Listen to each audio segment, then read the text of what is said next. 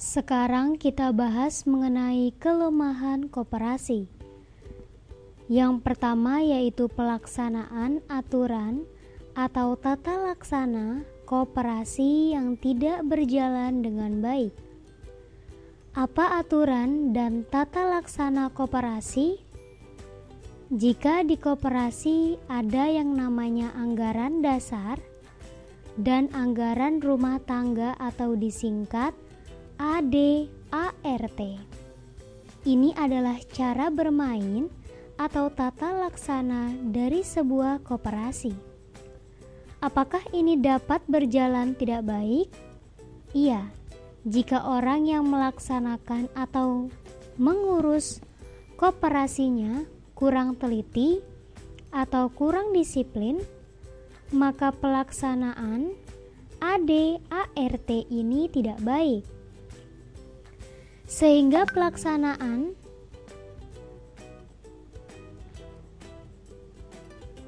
yang kedua yaitu manajemen atau pengelolaan yang lemah. Jika tadi mengenai aturan dan tata laksananya, untuk nomor 2 adalah manajemen atau pengelolaan dari usaha koperasi tersebut. Jika manajemen lemah, maka koperasi kurang bersaing atau kurang kuat dalam persaingan.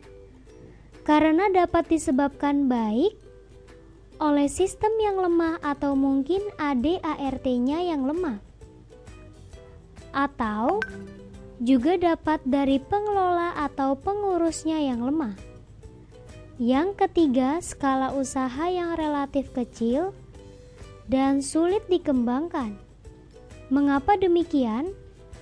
Karena skala usaha yang kecil, seperti koperasi desa, maka anggotanya orang-orang desa di sekitarnya yang memiliki mata pencaharian yang sama.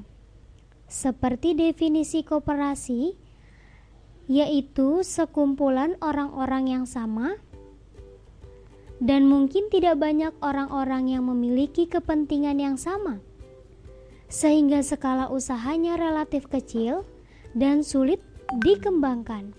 Mengapa sulit dikembangkan?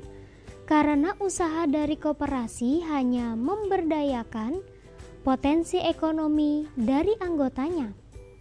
Jadi agak terbatas karena potensi ekonomi dari anggotanya juga mungkin terbatas. Yang keempat, komitmen pemerintah dalam membangun koperasi kurang kuat. Mengapa?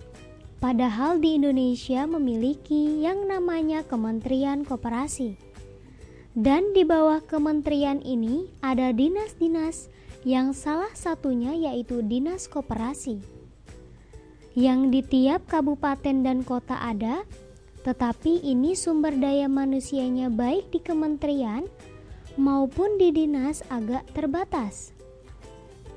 Jika ingin mengurus koperasi yang ada di seluruh Indonesia, seperti yang kita ketahui bahwa Indonesia sangat luas, dan komitmen pemerintahannya pun agak sulit untuk menjangkau sampai ke pelosok dan merangkul semua koperasi yang ada di Indonesia. Jadi ini termasuk kelemahan koperasi. Yang kelima yaitu daya saing yang rendah.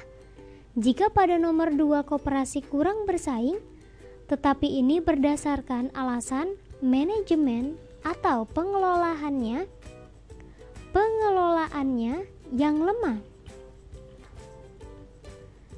Tetapi untuk nomor 5 yang kita bilang daya saing yang rendah, ini lebih dari sisi kualitas dan harga barang. Kenapa? Karena koperasi akan berusaha agar harga barangnya rendah, karena juga yang mengkonsumsi adalah anggotanya. Tetapi ketika harga dijaga untuk tetap rendah, kualitas seringkali tidak terjaga, sehingga kualitasnya rendah dan menjadikan daya saing yang rendah. Inilah 5 kelemahan dari koperasi.